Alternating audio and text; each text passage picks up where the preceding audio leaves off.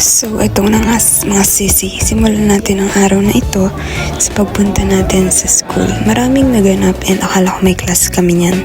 So here, nakasakay na ako ng bus and meron din akong na-experience dito. Ikukwento ko na lang dahil chismosa ako. Hello guys, nandito na ako sa school. Tapos alam niyo ba, grabe yung na-experience ko kanina sa bus nung sumakay ako.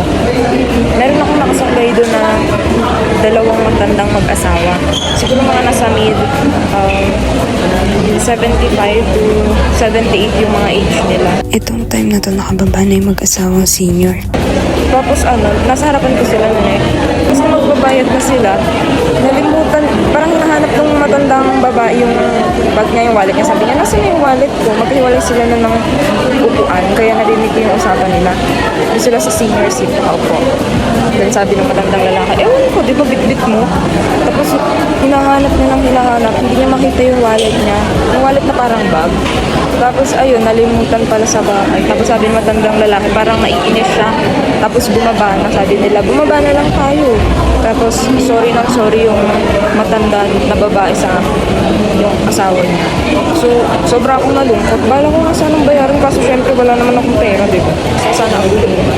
So after ng chika na yan, naghahanap kami ni Dinko kasama yung classmate ko sa room namin kasi hindi namin alam yung nangyayari sa GC. Nag-update si ma'am pala doon. Buti na lang nakita namin tong classmate namin si Isa and Daisy. Tapos sinabi na rin nila sa amin na manonood pala kami ng Asian Track Championship sa Velodrome. Hindi kami magkaklase. Dito kasama namin sila ma'am, papunta kami ng Velodrome. Manonood pala kami ng Asian Cyclist Championship. Lalakarin lang namin siya galing school. Ito yung Velodrome mga sisi. Ito yung entrance. Ayan, makikita nyo mga Korean yan. Pagpasok namin sa loob ng mangha ako kasi first time kong pumasok dyan. Ang ganda. First time ko makapunta dito mga sisi. Dito kami sa Asian Track. Ang dami dito mga iba't ibang lahi. Tapos may mga cyclist lang to doon. Nandito lang po kami sa school. Huwag po kayo maniwala dyan. Hoy, ito naman.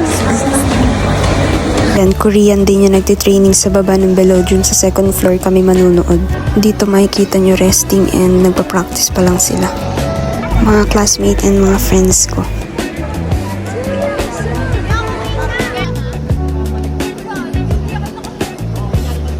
Hindi pa nag-start yung game dito, naghihintay pa kami. Practice pa lang sila dyan and makikita nyo yung flag dito. Pero ang karamihan sa napanood kong nanalo is Japan, Chinese, Hong Kong, Korean. Hindi India pala. Uzbekistan din. Yan, may China, Singapore, India, Japan, Saudi Arabia. So here, nag-start na yung laro. India and Uzbekistan ang maglalaban. Women to. Women cyclist. Nung una, hindi namin alam kung paano mag-work tong laro. Pero at then, nalaman namin kung paano sila nanalo dahil pala sa speed. Ay, yung loop. Hindi ko napakita yung buong video pero India yung nanalo dyan versus Uzbekistan. Ito nagkaroon pa ng accident sa Korean kasi hindi agad nabitawan yung upuan niya and nagpipedal na siya. Nagpahinga lang to, nagpalit ng bike and sumabak na ulit sila dito.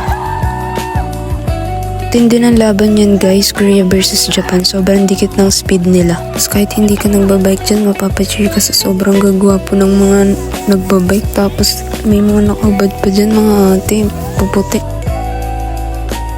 Diyan, nag-cheer kami kasi makikita nyo na abutan na ng Japan yung Korea, kaya Japan win. Sobrang bilis nila, dikit na dikit yung laban.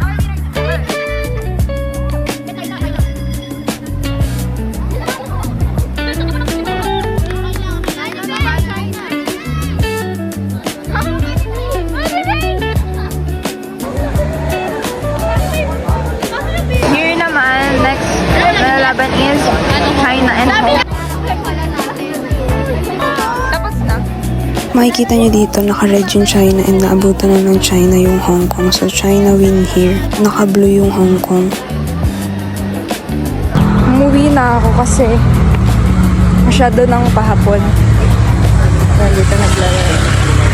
So, ayun, mga sisi ko. Hindi ko alam na wala tayong klase. Pinanood lang kami ni ma'am dun sa